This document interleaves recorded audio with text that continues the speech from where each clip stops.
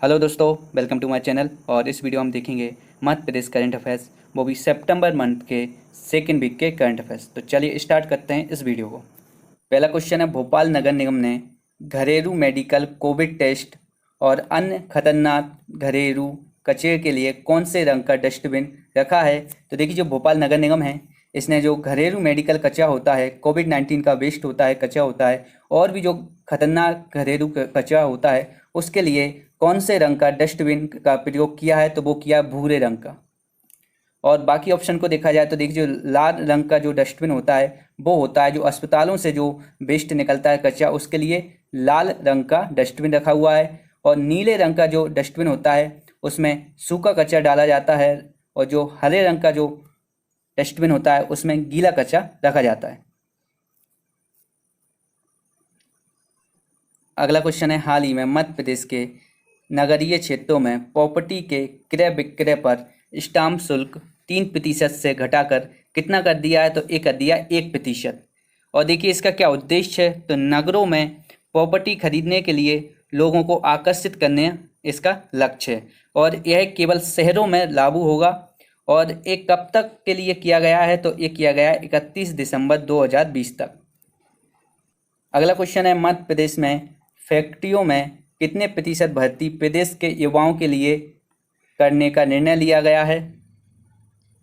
तो ये लिया गया 75%। तो अगला क्वेश्चन है, हाल ही में माखनलाल चतुर्वेदी पत्रकारिता विश्वविद्यालय के नए कुलपति किसे बनाया गया है। तो वो बने हैं के.जी. सुरेश। तो जो के.जी. सुरेश हैं, इन्हें माखनलाल चतुर्वेदी विश्वविद्यालय का नया कुलपति बना दिया है। और बात की जाए माखनलाल चतुर्वेदी विश्वविद्यालय की, तो इसकी जो स्थापना हुई थी वो हुई थी 1990 में। और अगर बाकी ऑप्शनों को देखा जाए तो जो नरेंद्र कुमार जैन हैं, ये मध्य प्रदेश के मानव अधिकार आयोग के अध्यक्ष हैं। और बसंत प्रताप सिंह जो हैं, ये मध्य प्रदेश के राज्य निर्वाचन आयुक्त हैं। ये भी आपको याद रखना है। अगला क्वेश्चन है, प्रधानमंत्री आवास योजना के तहत मध्य प्रदेश में कितने आवास बनाए गए। तो ये बनाए गए हैं 2 लाख। और बात की जाए कि प्रधानमंत्री आवास योजना कब प्रारंभ हुई, तो ये हुई थी 20 नवंबर 2016 से। और इसका क्या उद्देश्य था। तो गरीब परिवारों को ग्रामीण क्षेत्रों में 3 करोड़ आवास 2022 तक बनाने का लक्ष्य रखा गया है। तो देखिए, ये आपको याद रखना है कि 3 करोड़ घर बनेंगे, वो भी 2022 तक। ये आपसे एग्जाम में पूछ लिया जाएगा। और अगर बात की जाए जो प्रधानमंत्री आवास योजना है, इसका पुराना नाम क्या था। तो वो था इंदिरा आवास योजना। अगला क्वेश्चन है, प्रदेश के छात्रों को विश्व स्तर की तकनीकी ज्ञान और कौशल विकास के लिए राजीव गांधी विश्वविद्यालय और किसके बीच समझौता हुआ है। तो ये हुआ है centre for research and industrial staff performance. तो इन दोनों ने मिलकर जो मध्य प्रदेश के जो छात्र हैं, उनको विश्व स्तर की तकनीकी ज्ञान और कौशल के विकास में मदद करेंगे। और बात की जाए राजीव गांधी विश्वविद्यालय की, तो इसकी जो स्थापना हुई थी वो हुई थी 1998 में। अगला क्वेश्चन है, मुख्यमंत्री ने निर्देश दिए हैं कि जिन लोगों के मकान बाढ़ में पूरी तरीके से क्षतिग्रस्त हो गए हैं, उन्हें कितनी राशि दी जाएगी। तो उन्हें दी जाएगी 1 लाख रुपए। और इसके बाद देखिए, जो और अन्य इसमें देखा जाए तो देखिए, जो प्राकृतिक आपदा क्षेत्रों में जो मनरेगा है, उसमें 100 दिन के साथ प्लस आपको 50 दिन अतिरिक्त मनरेगा में आपको काम मिल जाएगा।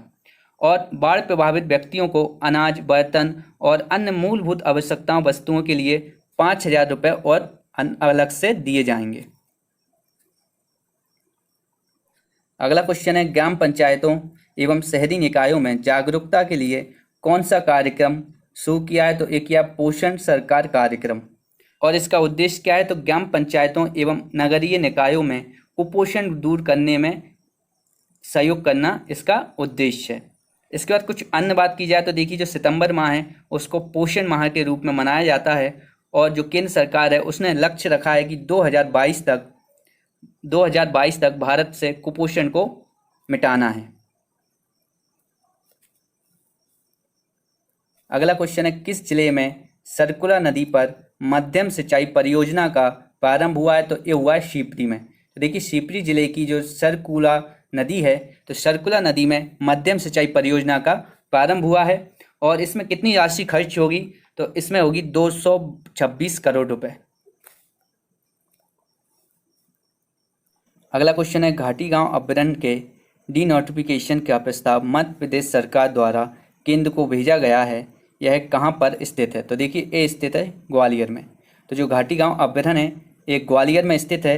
और देखिए जो डी नोटिफिकेशन का मतलब क्या होता है कि मान के चलिए ये आपका पूरा अभ्यारण्य है और इस अभ्यारण्य में मान के चलिए इतनी ज़मीन पर इंसानों ने कब्जा कर लिया, वहाँ पर रहने लगे हैं और यहाँ पर उस जीव या जंतु का यहाँ पर संरक्षण नहीं हो पा रहा, तो क्या होता है कि इतनी ज़मीन का सरकार अभ्यारण्य से हटा देती है और केवल अभ्यारण्य को इतनी ही ज़मीन मिलती है और ये बाकी की ज़मीन का सरकार यूज़ करती है कुछ अन्य कार्यों में। तो देखिए जो घाटी गांव अभ्यारण्य है इसका जो क्षेत्रफल है वो है 511 किलोमीटर का एरिया है, वर्ग किलोमीटर एरिया है। और अब जो डी नोटिफिकेशन होगा इसके बाद इसकी 111 वर्ग किलोमीटर ज़मीन क्या होगी, इससे हटा दी जाएगी। तो फिर इसके बाद इसका जो एरिया बचेगा वो होगा 400 वर्ग किलोमीटर का। अगला क्वेश्चन है, मध्य प्रदेश में जन कल्याण कार्यक्रम की श्रृंखला कब से कब तक चलेगी? तो ये चलेगी 16 सितंबर से 25 सितंबर तक। देखिए मध्य प्रदेश में जन कल्याण कार्यक्रमों का एक श्रृंखला है, एक सीरीज है जो 16 सितंबर से 25 सितंबर तक चलेगी। और देखिए जो 25 सितंबर है इस दिन पंडित दीनदयाल उपाध्याय जी का जन्मदिन है और इस दिन यह श्रृंखला, यह कार्यक्रम समाप्त हो जाएगा। अगला क्वेश्चन है, राज्य में सर्वोत्तम आत्मा जिले को कितनी राशि दी जाएगी? तो ये दी जाएगी 1 लाख रुपए। देखिए आत्मा का फुल फॉर्म होता है एग्रीकल्चर टेक्नोलॉजी मैनेजमेंट एजेंसी। अगला क्वेश्चन है, किस जिले में कुष्ठ रोगियों की आजीविका के लिए हस्त निर्मित दरी बुनाई केंद्र प्रारंभ किया गया? तो ये किया गया बड़वानी में। तो देखिए जो बड़वानी है, बड़वानी जिले में जो कुष्ठ रोगी हैं उनके आजीविका के लिए हस्त निर्मित दरी बुनाई केंद्र प्रारंभ किया गया है। अगला क्वेश्चन है, हाल ही में आनंदीबेन पटेल ने किस विश्व धरोहर पर आधारित मेघनैनी वस्त्र श्रृंखला की लॉन्चिंग की है?